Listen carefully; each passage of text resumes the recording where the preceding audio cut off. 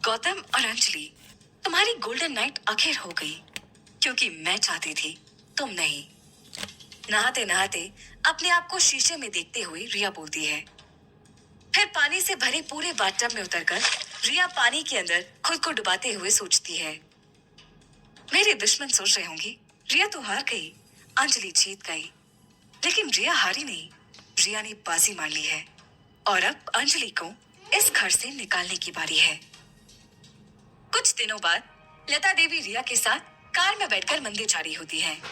रिया लता देवी से कहती है, मम्मी जी, आपको नहीं लगता हमें एक बार दीदी का प्रेगनेंसी टेस्ट करा लेना चाहिए? लता देवी कहती है, मैं तो खुद चाहती हूँ कि बहू जल्दी से घर में नए मेहमान के आने की खुशखबरी दे और खन्ना खानदान का चिराग आ जाए। रिया लता देवी की बात के जवाब में विलनिश अंदाज में कहती है, मम्मी जी, आप बस दीदी को टेस्ट के लिए मनाइए। खबर तो मैं आपको अच्छी दूंगी और आपके घर में नया मेहमान जरूर आएगा। घर पहुंचते ही लता देवी अंजलि से कहती है, बहू सुनो, मैं चाहती हूँ तुम अब जल्दी से मुझे खुशखबरी सुनाओ और अब ज्यादा देर किए बिना तुम प्रेगनेंसी टेस्ट करवा लो। अंजलि लता देवी की बात सुनकर थोड़ा ऑकवर्ड महसूस करती है। अंजलि कहती है, इतनी जल्दी मम्मी जी? रिया कहती है, इसमें क्या जल्दी, मेरी फ्रेंड नेहा की शादी भी तो तुम्हारी 4 दिन पहले हुई थी। उसने पिछले हफ्ते प्रेगनेंसी टेस्ट किया था, रिजल्ट पॉजिटिव आया उसका। लता देवी भी अपनी बात साथ में जोड़ते हुए बोलती है, और हमारे पूना वाले बुआ जी के बेटे की शादी भी तुम्हारी शादी के टाइम ही हुई थी ना?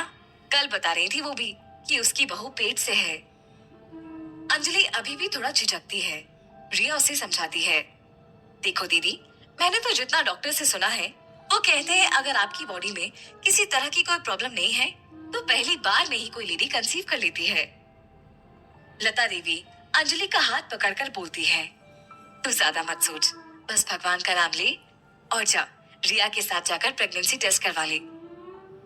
अंजलि खुद ऐसा करना तो नहीं चाहती है, लेकिन लता देवी के प्रेशर डालने पर वो बात मान लेती है। लता देवी भगवान की माला जप रही होती है।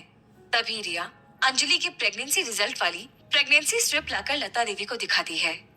लता देवी के चेहरे पर मायूसी आ जाती है।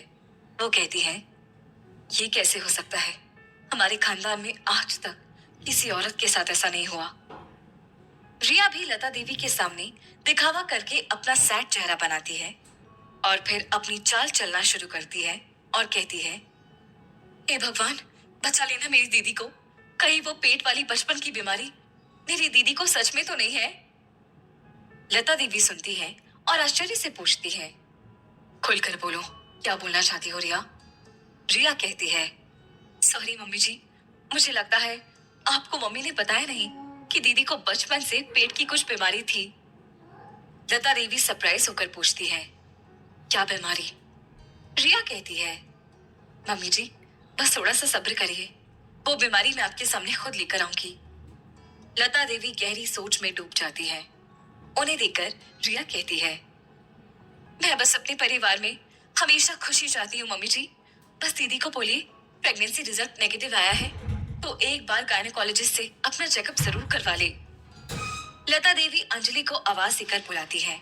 अंजलि के आते ही लता देवी उससे कहती है, देखो बहू, तुम्हारा प्रेगनेंसी रिजल्ट नेगेटिव आया है। हम चाहते हैं तुम एक बार डॉक्टर के पास जाकर अपनी बॉडी का फुल चेकअप करवा कर आओ। अंजलि सोच में पड़ जाती है और उसे इन सारी जल्दबाजी की वजह समझ में नहीं आती। वो कहती है, मुझे अभी ऐसा कुछ महसूस नहीं हो रहा है मम्मी जी। लता अंजलि को फिर से समझाने की कोशिश करती है और कहती है, बहू, घर के बड़े जो बोलते हैं उन बातों में बच्चों का ही भला छुपा होता है, मान लो मेरी बात। रिया लता देवी का साथ देते हुए कहती है, सही तो है ना दीदी, हमारी बॉडी में अगर किसी तरह की कमी होगी तो रिपोर्ट में पता लग जाएगा, फिर उसका ट्रीटमेंट करके पूरी तरह से ठीक हो जा सकता है। इतनी अजीब अजीब बातें सुनकर अब अंजलि को भी अंदर से थोड़ा डर लगने लगा था। रिया की बात को वो फिर भी मना कर सकती थी, लेकिन अपनी सास की बात को वो नहीं टालना चाहती थी। इसलिए वो डॉक्टर से चेकअप के लिए राजी हो जाती है और रिया के साथ चेकअप कराने हॉस्पिटल जाती है, जहां गायनेकोलॉजिस्ट अंजलि का फुल बॉडी चेकअप करती है। अगले दिन डाइनिंग टेबल पर बैठकर सब लंच कर रहे हैं। अंजलि सबको खाना सर्व करती है और पूछती है, खाना कैसा बना है मम्मी जी? लता देवी बोलती है, बहुत टेस्टी खाना बनाया है बेटा। गौतम डाइनिंग टेबल के नीचे से अंजलि के पैर में चिकोटी काटता है और अंजलि हंस पड़ती है। तभी रिया आ जाती है। उसका चेहरा आज बहुत उदास दुखी दिख रहा है। लता देवी पूछती है, क्या हुआ रिया, तू इतनी उदास क्यों दिख रही है? रिया अपने पर्स में से रिपोर्ट निकालती है और टेबल पर रख देती है। गौतम पूछता है, क्या है ये, किस चीज के पेपर है ये? रिया कहती है, दीदी के बॉडी चेकअप की रिपोर्ट है। लता देवी खाना खाते खाते रुक जाती है और रिया से पूछती है, क्या आया रिपोर्ट में? रिया कुछ नहीं बोलती और अपना सिर नीचे झुका लेती है। अंजलि रिया का रिएक्शन देखकर टेंशन में आ जाती है। वो पूछती है, रिया क्या आया है रिपोर्ट में? रिया अचानक से रोना शुरू कर देती है और रोते रोते बोलती है, दीदी तुम कभी भी मां नहीं बन सकती हो। ये सुनते ही मानो जैसे अंजलि के पैरों के नीचे से जमीन खिसक जाती है। उसके हाथ में रखा खाने का बर्तन जोर से नीचे गिर जाता है। अंजलि टेबल से वो कागज उठाती है। वो रिया के पास जाती है और कहती है, रिया ये क्या फालतू की बकवास कर रही है तुम? किसने बोला तुझे? रिया रोते हुए ही बोलती है, डॉक्टर ने बोला है दीदी, इस रिपोर्ट में भी यही है जिस बात की मुझे शंका थी, आखिर वही हुआ। अंजलि शॉक में वही जमीन पर गिर जाती है और बेहोश हो जाती है। गौतम उसे उठाकर कमरे में लेकर जाता है। लता देवी का गुस्सा धीरे धीरे बढ़ता जाता है और फिर वो टेबल पर रखी अपने खाने की थाली को जोर से धक्का देकर नीचे फेंक देती है और कहती है, बहुत बड़ी भूल हो गई मुझसे। मैं एक ऐसी लड़की को अपनी बहू बनाकर घर ले आई जो मेरा वंश ही आगे नहीं बढ़ा सकती। रिया अपनी बहन के प्रति झूठा अपनापन दिखाने की कोशिश करते हुए कहती है, मम्मी जी आप बेचारी दीदी के हाथ में तो ये नहीं है, ऊपर वाले ने कुछ बीमारी दी थी बस, लेकिन दिल की बहुत साफ है दीदी मेरी। लता देवी रिया को गुस्से में जवाब देती है, मुर्गी भी सुंदर होती है, लेकिन जब अंडे देना बंद कर देती है ना तो लोग उसे काट कर खा जाते हैं, समझी? मुर्गी जरूरी नहीं है, अंडे जरूरी हैं।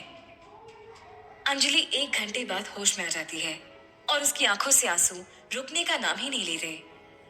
1 घंटे से बिस्तर पर लेटे लेटे वो इतने आंसू बहा चुकी थी कि उसका तकिया आंसुओं से गीला हो चुका था। गौतम भी अंजलि की तरफ पीट करके लेटा है। अंजलि की रिपोर्ट के बारे में सुनकर वो भी बहुत परेशान है। उसका दिमाग भी उसी बात को बार बार सोचकर फटे जा रहा है। वो ना तो ठीक से सो पा रहा है, ना लेट पा रहा है, ना बैठ पा रहा है। उसे अंदर ही अंदर जैसे कुछ ही पल में अंजलि से घिन सी आने लगी थी। इसीलिए वो उससे बात तक नहीं कर रहा था। लेकिन अंजलि आंसू पोंछकर गौतम से कहती है, गौतम क्या आपको भी लगता है कि मैं कभी? ये सुनकर गौतम को इरिटेशन होती है। वो कहता है, क्या फालतू की बकवास कर रही हो यार अंजलि? मैं डॉक्टर से ज्यादा जानता हूँ क्या? मैं तुम्हें गायनेकोलॉजिस्ट दिख रहा हूँ? अंजलि गौतम को शांत करने की कोशिश करते हुए उससे कहती है, नहीं गौतम, मेरा वो मतलब नहीं था। मैं तो ये कह रही थी, रिपोर्ट में कुछ गलत आ सकता है ना? गौतम अब और चिढ़ जाता है और कहता है, अच्छा तो आप डॉक्टर हैं? डॉक्टर अंजलि, जब आपको सब पता है तो क्यों गई थी उस डॉक्टर के पास? पास के रूम से आ रही इस लड़ाई झगड़े की आवाज को सुनकर रिया बहुत खुश होती है। तभी उसके पास फोन आता है। जैसे ही वो फोन रिसीव करती है, उधर से आवाज आती है, काम हो गया? रिया बहुत खुशी में जवाब देती है, जी हाँ हो गया। फोन से फिर से आवाज आती है, कोई नकली रिपोर्ट को पहचान तो नहीं पाया ना? रिया जवाब देती है, बिल्कुल नहीं डॉक्टर साहब, बस यूं मानकर चलिए आपके एक छोटे कागज ने रिश्तों को भी कागज की तरह हवा में उड़ा दिया है। दोनों बहुत जोर जोर से हंसते हैं। फिर रिया फोन रखती है और मन में कहती है, मैंने कहा था ना, रिया हारी नहीं है। रिया ने एक बाजी मारी है। बहुत जल्द अंजलि के घर से निकलने की बारी है। सुबह अंजलि उठकर लता देवी को चाय बनाकर देती है तो लता देवी उसे चाय नहीं लेती। उल्टा वो रिया से कहती है, रिया बेटा मेरे लिए 1 कप चाय बनाकर ले आना। अंजलि अपने आप को बहुत ज्यादा इंसल्टेड महसूस करती है, लेकिन वो अपने काम में कंटिन्यू लगी रहती है। और जब वो गौतम के लिए कॉफी बनाकर ले जाती है तो गौतम भी उसके हाथ से कॉफी नहीं लेता।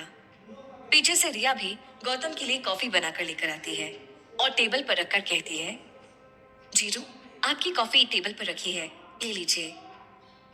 गौतम भी उस कॉफी को उठाकर पी लेता है। अंजलि को इस वक्त जिंदगी के कड़वे घूंट पीने के अलावा कोई और रास्ता नजर नहीं आ रहा था। किचन में रिया के पास फिर से उसी डॉक्टर का फोन आता है और आवाज आती है, मैडम, आपने अभी तक पैसे नहीं डाले रिपोर्ट के। रिया जवाब देती है, डॉक्टर साहब, आप झूठी रिपोर्ट बना सकते हैं, लेकिन मैं झूठे वादे नहीं करती। आपके पैसे आपको मिल जाएंगे।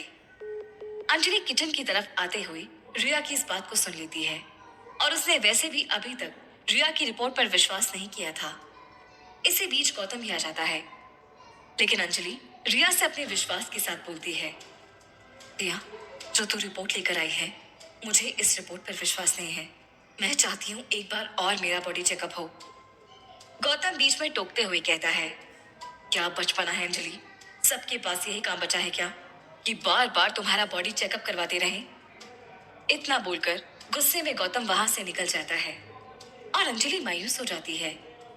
रिया अंजलि को देखकर कहती है, मैं तो एक बार मान भी जाती दीदी, पर आपके पति ही नहीं माने। और आप तो जानती हो मैं जीजा जी के खिलाफ नहीं जा सकती ना। अजीब सी स्माइल के साथ रिया भी वहां से चली जाती है। अंजलि के सामने सब कुछ धुंधला हो चुका था। उसे कुछ समझ नहीं आ रहा था। वो तो बस एक बेजान पत्थर से हो गई थी। रिया अपनी कार से ऑफिस जा रही है और लता देवी भी मंदिर तक रिया की कार में जा रही है। रिया बोलती है, मम्मी जी, कितना गुमसुम रहने लग गई हो आप आजकल। मैं तो बस यही चाहती हूँ आप दीदी के बारे में सोचकर बिल्कुल टेंशन मत लीजिए। लता देवी कहती है, टेंशन तो बहुत है मुझे रिया। मैं ऐसे अपने बेटी की जिंदगी जीते जी बर्बाद नहीं कर सकती, इसलिए मैंने एक फैसला ले लिया है। रिया के पेट में तितलियां उड़ने लगती है। वो लता देवी से पूछती है, क्या फैसला ले लिया है मम्मी जी आपने? लता देवी कहती है, अपने बेटे की दूसरी शादी। ये सुनते ही रिया के चेहरे पर जैसे एकदम चांद उतर आया हो, इतनी चमक आ जाती है, इतनी खुशी जैसे दुनिया जीत ली हो, मन में इतनी संतुष्टि जैसे रिया के अंदर की दुनिया भर की तमाम दूसरी भूख मिट गई हो। रिया हद से ज्यादा खुश हो जाती है। वो लता देवी की तरफ देखकर मन ही मन बोलती है, मैंने कहा था ना मम्मी जी, बस दीदी को टेस्ट के लिए मनाइए। खबर तो मैं आपको इतनी अच्छी दूंगी कि आपके घर में नया मेहमान जरूर आएगा। कौन होगा वो नया मेहमान? क्या गौतम की दूसरी शादी सच में हो पाएगी? क्या अंजलि रिया को झूठा साबित कर पाएगी? आगे जानने के लिए सुनते रहिए पॉकेट एफएम।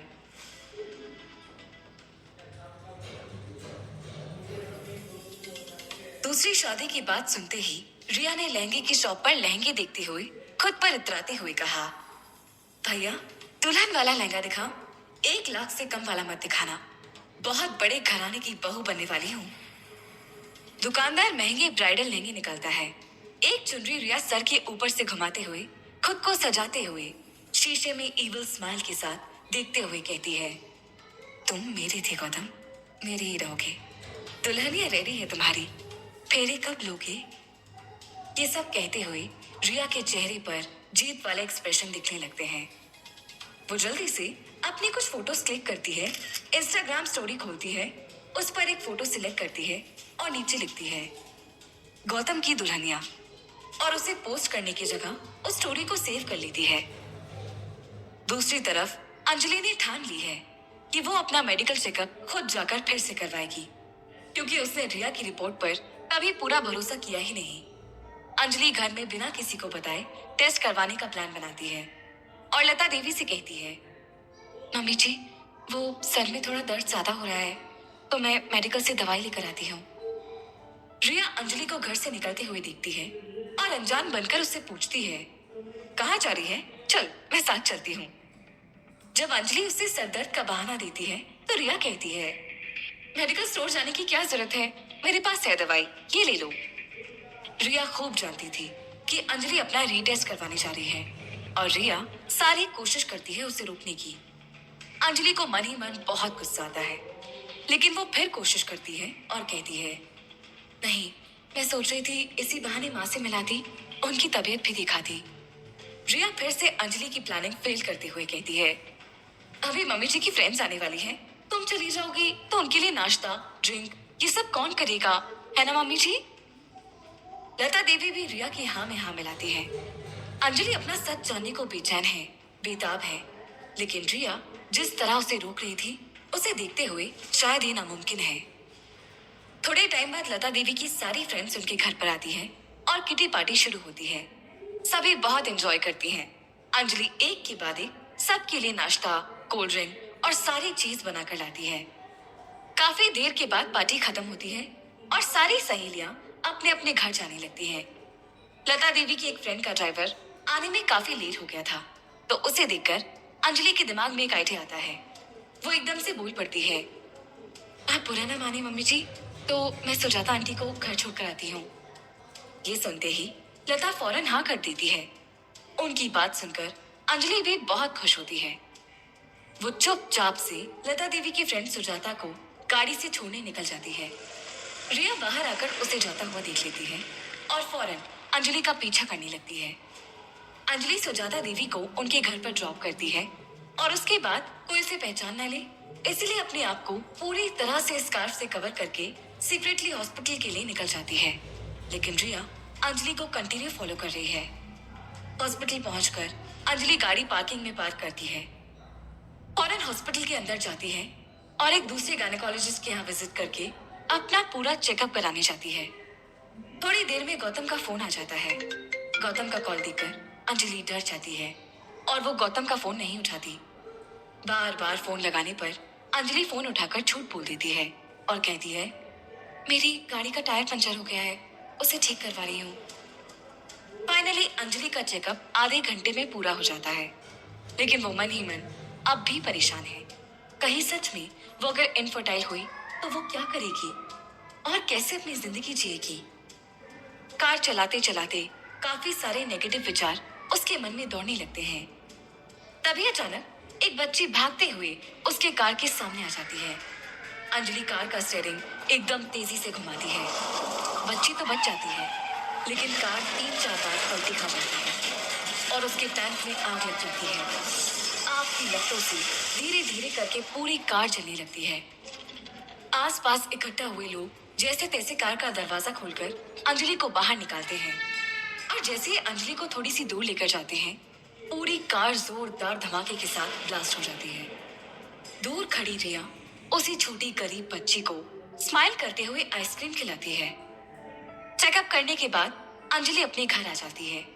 अंजलि अपने पति से झूठ बोलने का पश्चाताप करते हुए मन में कहती है, प्लीज मुझे माफ कर दीजिएगा, आपसे मैं कभी झूठ नहीं बोलती हूँ, बस आज मजबूरी ऐसी थी।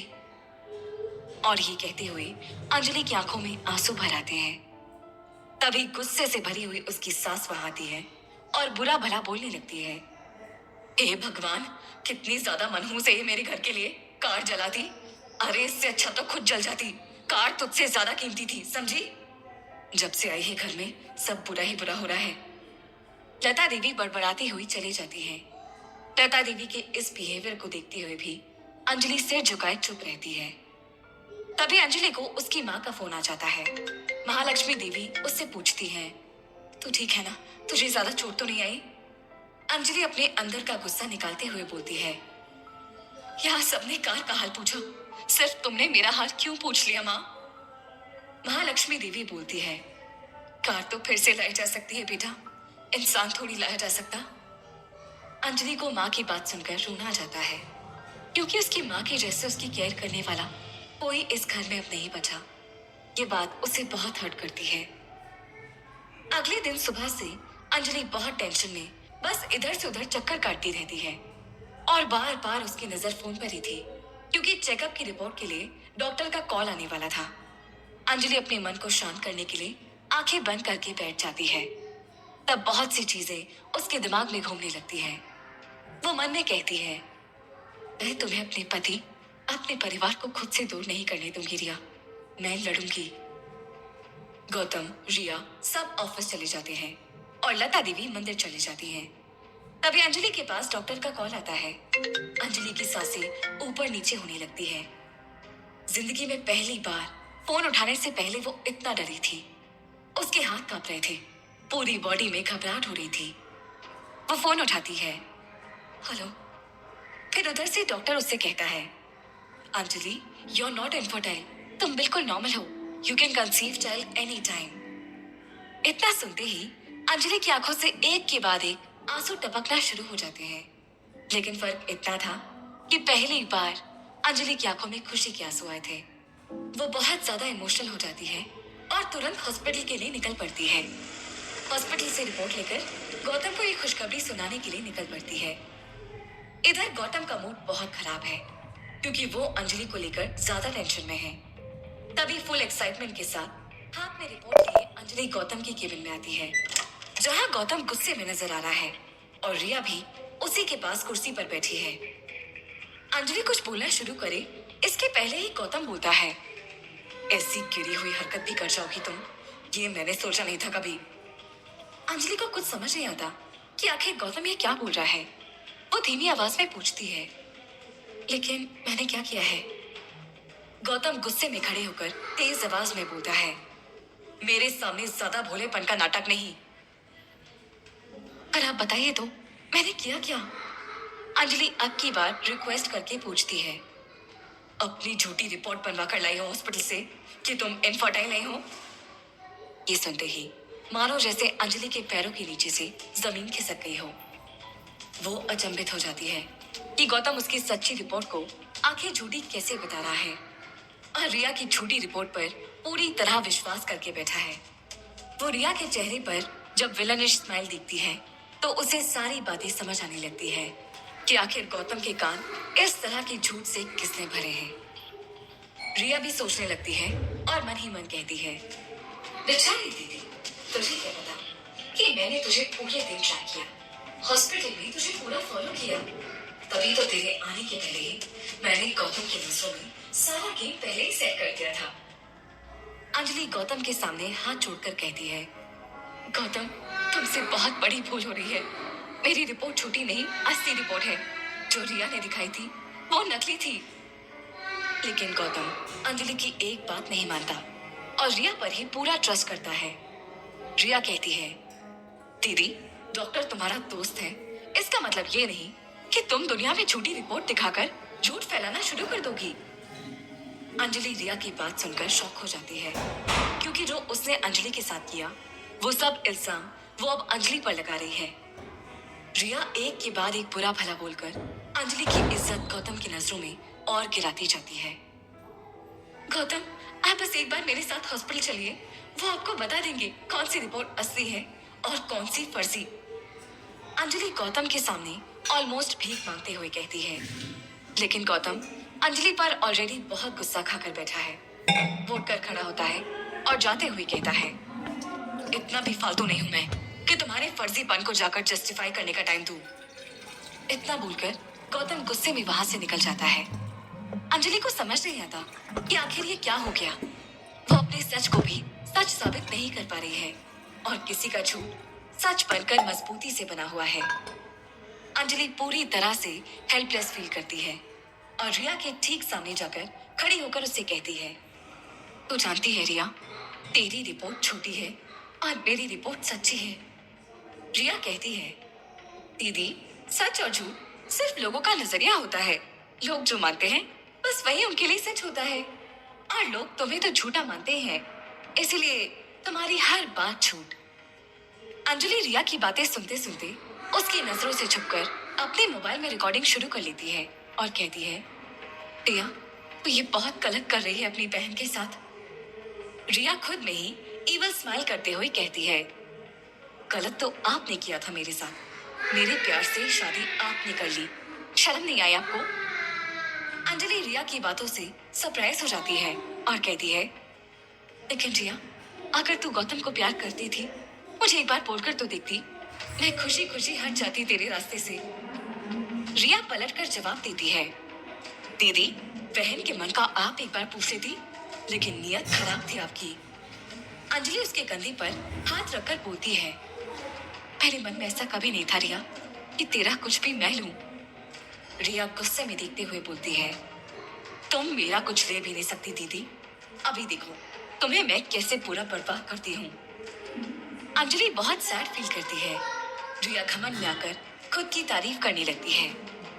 मैंने तुम्हारी झूठी रिपोर्ट बनवाकर तुम्हें इनफर्टाइल बना दिया, तुम्हारे हाथों कार जलवा दी, तुम्हारा पति तुमसे दूर कर दिया। बस अब छीनना बाकी है गौतम को, और फिर सारी प्रॉपर्टी की मालकिन मैं। रिया की बातों को सुनकर अंजलि अचानक से हंसने लगती है। रिया अंजलि को हंसते हुए देखकर कहती है, मैं जीत गई हूँ दीदी, तू हार गई है, और इसीलिए तू पागल हो गई है अब। अंजलि हंसना कंटिन्यू रखती है और अपना मोबाइल निकालकर हाथ में रखती है और कहती है, अरे मैंने, तू हारी है रिया। अभी जो तुझे पता लगेगा उससे तू भी पागल हो जाएगी। मैंने मोबाइल में सारा कुछ रिकॉर्ड कर लिया है। रिया ये सुनकर एकदम शॉक्ड हो जाती है। उसके चेहरे की स्माइल गायब हो जाती है, लेकिन फिर से वो लाउड होकर हंसने लगती है और कहती है, मुझे मालूम है, पर एक बार अपना फोन तो चेक कर, रिकॉर्डिंग हुई भी या नहीं। रिया की बात सुनकर अंजलि शॉक हो जाती है। वो मोबाइल का लॉक खोलकर रिकॉर्डिंग चेक करने लगती है, और इतने में रिया अंजलि से मोबाइल छीनकर उस रिकॉर्डिंग को डिलीट कर देती है, और उसके चेहरे पर इवल लाफ फिर से आ जाती है और कहती है, रिया से कोई जीत पाया है आज तक दीदी। ये देखकर अंजलि अब रिया को बिल्कुल बर्दाश्त नहीं कर पा रही। गौतम बहुत ज्यादा चिंता में डूबा हुआ है। वो बालकनी में बैठकर शराब पी रहा है। तब पीछे से रिया आकर गौतम के कंधे पर हाथ रखती है और गौतम को भड़काते हुए कहती है, मुझे नहीं पता था जीजू, मेरी बहन ऐसी निकलेगी, वरना उससे कभी आपकी शादी नहीं होने देती। फिर धीरे से बोलती है कि खुद करती। गौतम भी शराब के नशे में बोलता है, कैसी बीवी है ये, बच्चे पैदा कर नहीं सकती लेकिन परेशानियां रोज पैदा करती है। रिया मासूम बनते हुए गौतम के पास जाकर उसके हाथ को पकड़कर प्यार से बोलती है, जीजू प्लीज आप शांत हो जाइए, और मौके का फायदा उठाते हुए गौतम को हक कर लेती है। गौतम ने भी रिया को हक करते हुए कहा, मुझे लगता है मैंने गलत लड़की से प्यार किया रिया। ये सुनकर रिया के होठों पर चैन वाली स्माइल आ जाती है। वो मन ही मन कहती है, नहीं गौतम, तुमने गलत लड़की से शादी की। रिया गौतम को और ज्यादा कसकर हक करके अपने दिल की जैसे आज सारी मुरादें पूरी कर रही हो। वो अपने मन में फिर से कहती है, चिंता मत करो जीजू, तुम्हें प्यार भी सही मिलने वाला है और पार्टनर भी। अपनी माँ से फोन पर बात करते हुए अंजलि जब बालकनी की तरफ आती है, तब जो वो देखती है उसकी आंखें फटी की फटी रह जाती हैं। उसके सिर पर जैसे बहुत बड़ा सा पत्थर आकर गिर जाता है। ये सब देखकर वो देखती है कि उसके पति गौतम और उसकी बहन रिया के बीच मेकआउट हो रहा है। अंजलि ये सब सह नहीं पाती है और वो बिना एक पल रुके भागते हुए ऑफिस से निकल जाती है। क्या अंजलि अब भी अपना सच सबको बताएगी?